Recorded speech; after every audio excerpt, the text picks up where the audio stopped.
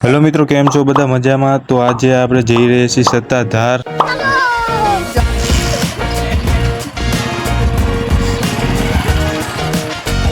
તો બપોરના વાગ્યા હતા લગભગ 12:30 અને હું ને સર બંને નીકળી ગયા સત્તાધાર બાજુ.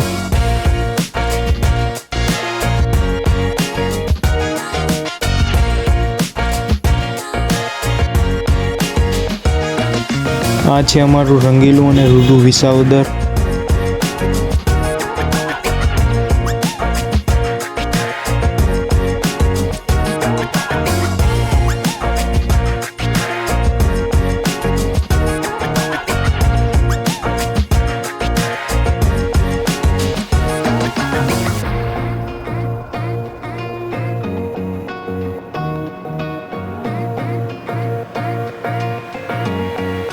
તો ફાઇનલી મિત્રો હવે આપણે સત્તાધાર પહોંચવા આવ્યા છીએ અને અહીંથી લગભગ સત્તાધાર 3-4 કિલોમીટર જેટલું થાય છે.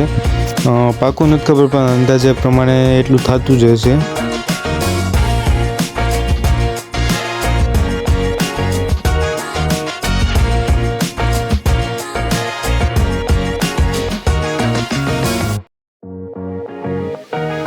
આ છે મિત્રો પહેલાંની જૂની સત્તાધાર.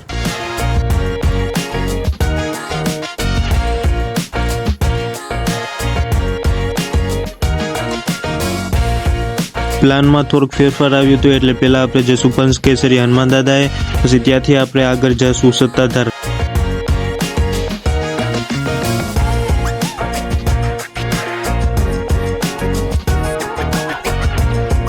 હલો મિત્રો, તો હવે આપણે ફાઇનલી પૂકી ગયા છીએ પંચકેસરી. હું ને મારા સાહેબની અહીંયા પંચકેસરી પૂકી ગયા છીએ અને તમે આ જુઓ પંચકેસરીનો નજારો. અને સાહેબ અટાને દર્શન કરે છે. આ મંદિર સત્તાધારથી માત્ર 2 કિલોમીટર જેટલું થાય છે. જો તમે સત્તાધાર આવ્યો હોય તો અહીંયા એકવાર જરૂર આવજો.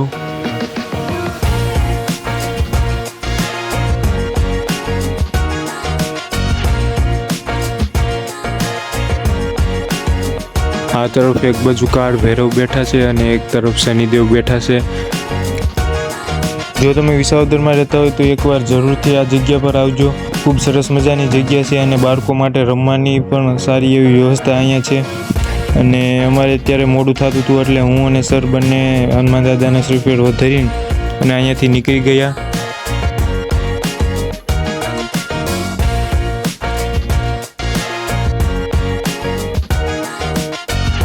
તો ફાઇનલી મિત્રો આપણે સત્તાધાર પૂગી ગયા છીએ અને પહેલાં આપણે જઈશું ભૂતરા દાદા પાસે. ત્યાં પહેલાં દર્શન કરી લેશું, પછી આપણે બીજી અન્ય જગ્યાઓ જોશું.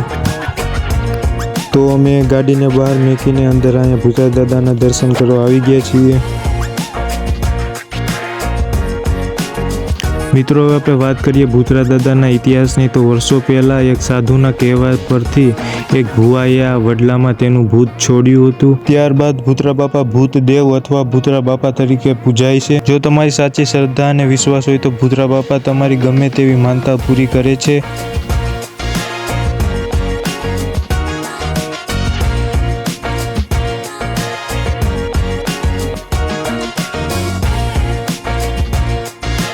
ત્યારબાદ અમે નારિયેળ વધેરીને પ્રસાદી ગ્લાસમાં લઈ લીધી છે.